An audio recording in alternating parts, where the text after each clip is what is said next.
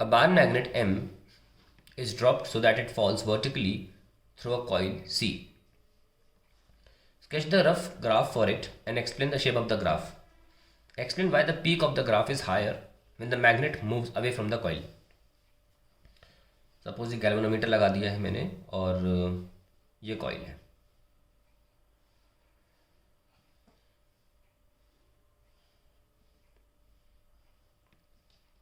और bar magnet को ऐसे फेंका जा रहा है अंदर से, बना लो ऐसे ताकि लगे कि हाँ मूव कर सकता है अंदर inside. Okay, the magnet is going to move inside the coil. तो हमें ग्राफ बनाना है इसका. Let us start. North south कुछ भी ले सकते हो. Stage 1.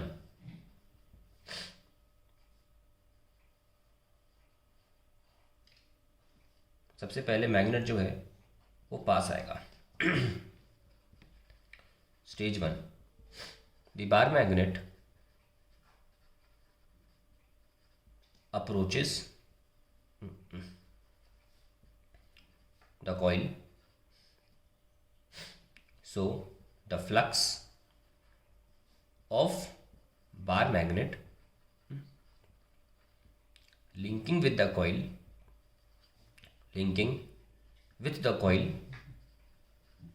increases. This causes an induced EMF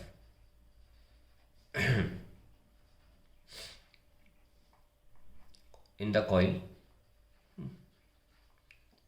in direction opposite to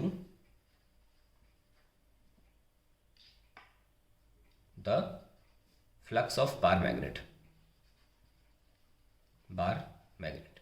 पहली स्टेज हो गई. सपोज एक पी एंड है और एक क्यू एंड है. अब आती है स्टेज 2. व्हेन, क्योंकि हम नॉर्थ लेके चल रहे हैं, हम साउथ भी ले सकते थे. व्हेन द नॉर्थ एंड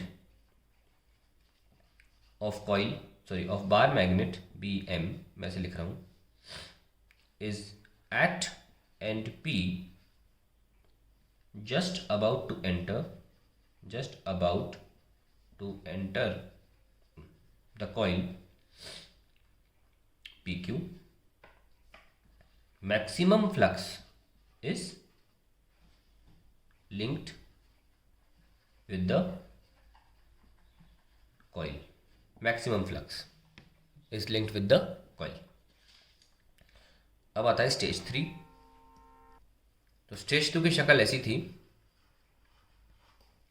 बिल्कुल ऊपर. Now come stage 3. Stage 3 which is that bar magnet has entered. थोड़ा बाहर थोड़ा अंदर है.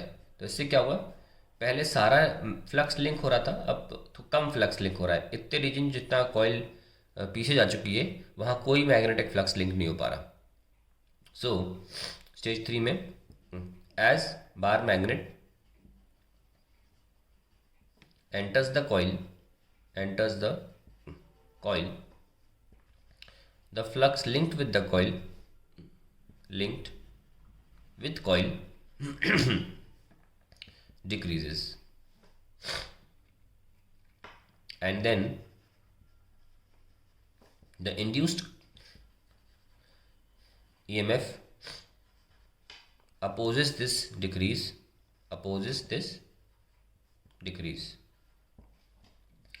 Then comes stage 4, जब बार मैग्नेट जो है वो पूरी तरीके से अंदर है. No flux is linked with the coil, क्योंकि अब बाहर आ रहा होगा ना ऐसे. यही कह सकते हैं कि जस्ट अंदर होने की वजह से मैग्नेटिक फील्ड चेंज नहीं हो रही through the coil. No flux is linked with the coil. जो फ्लक्स है बाहर आ रहा है, कॉइल से कोई फ्लक्स कनेक्टेड नहीं है. तो इस वक्त क्या होगा, ईएमएफ इंड्यूस्ड जो होगी वो 0 होगी. अब आता है स्टेज 5. मैग्नेट बाहर आ रहा है. अब फ्लक्स थोड़ा सा लिंक होना चालू हुआ. द फ्लक्स आप यहाँ ये भी लिख सकते हैं कि जब तक ये कॉइल के अंदर है तब तक भी मैग्नेटिक ईएमएफ जो ईएमएफ इंड्यूस होगी वो जीरो इसलिए होगी कि अंदर होने की वजह से इसकी फ्लक्स चेंज नहीं हो रही कॉइल से। The flux linked with coil begins to increase और इन स्टेज 6 क्या होगा जब बाहर आ चुका होगा south and north and, the flux is maximum in stage 6। अब स्टेज 7 में हम लिख देते हैं, यहाँ पे डायग्राम की जरूरत नहीं है, दूर जाएगा। Stage 7, the magnet by now has a higher speed and it moves away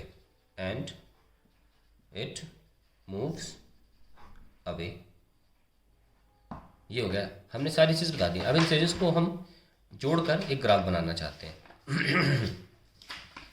let us सी। सबसे पहले हम ग्राफ बनाते हैं, इंड्यूस्ड ईएमएफ का बनाना है हमें वर्सेस टाइम। तो स्टार्टिंग में जो फ्लक्स था वो इंक्रीज हो रहा था, तो उसको रोकने के लिए एक अपोजिंग फ्लक्स पैदा होगा जो उसको रोकेगा। और हम चाहे तो जब वो मैक्सिमम होगा तो वो अपोजिंग फ्लक्स भी मैक्सिमम होगा। आप स्टेज देख सकते हैं, जैसे जैसे ये बढ़ रहा है लिंकिंग विद द कॉइल, वैसे वैसे इंड्यूस्ड फ्लक्स भी बढ़ेगा। और जब ये मैक्सिमम पे आ जाएगा अपनी, बिल्कुल मैंने ये स्टेज 1 नहीं बनाई, ये है स्टेज 1, ठीक है, लिखा भी हुआ है। और उसके बाद स्टेज 2 में ये बिल्कुल इसके ऊपर आ जाएगा, बिल्कुल यहाँ पे एट एंड पी, तब मैक्सिमम फ्लक्स लिंक होगा और इंड्यूस फ्लक्स भी मैक्सिमम होगा, क्योंकि मैक्सिमम अपोजिशन भी देना है।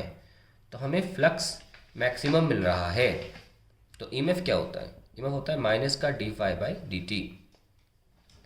अब फ्लक्स जो है हमारा वो इंक्रीज हो रहा है जैसे जैसे पास आ रहा है बार मैग्नेट। माइनस क्या करेगा?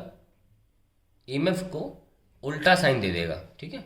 सो फ्लक्स अगर इंक्रीमेंट में है तो माइनस भी, माइनस का मतलब ये हो जाएगा यहाँ पे विद टाइम के साथ कि जो फ्लक्स का ग्राफ बनेगा एग्जैक्टली उसका उल्टा ग्राफ बनेगा ईएमएफ के लिए। तो अगर फ्लक्स का ऐसे बनता कि it's increasing like this, EMF will increase like this, okay, like this.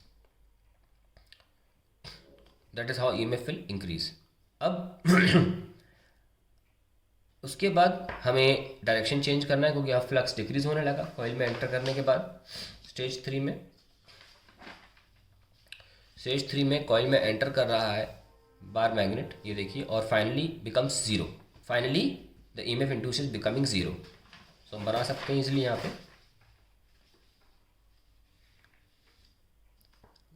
ये बन गया। तो यहाँ पे हमने शुरू किया था, ये स्टेज 2 की बात थी जब मैक्सिमम ईएमएफ इंड्यूस हुआ था, क्योंकि स्टार्टिंग में फ्लक्स जीरो था, स्टेज 1 में जब बहुत दूर था, और स्टेज 2 में आते आते फ्लक्स मैक्सिमम पहुँच चुका था, ठीक है। इंक्रीमेंट था, पर ईएमएफ में माइनस साइन लगा होता है तो हम इसे नीचे बना रहे हैं।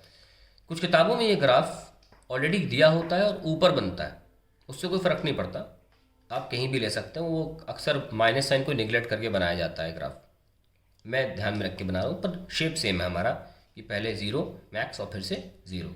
ये क्या है? अब मैग्नेट पूरा कॉइल के अंदर है, कोई भी फ्लक्स चेंज नहीं हो रहा कॉइल के रिस्पेक्ट में। अब जब वो बाहर आएगा तब धीरे धीरे फिर से फ्लक्स बढ़ेगा, ठीक है। अब फ्लक्स इंक्रीज धीरे धीरे फिर बढ़ रहा है, पर क्योंकि अब मैग्नेट दूर जा रहा है, it is going away, the EMF will be made in the upper direction, और ज़्यादा ऊंची पीक होगी, और finally it will again become zero.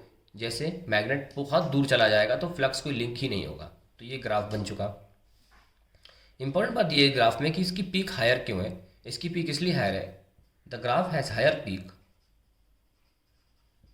Has higher peak as the rate of change of flux is higher when magnet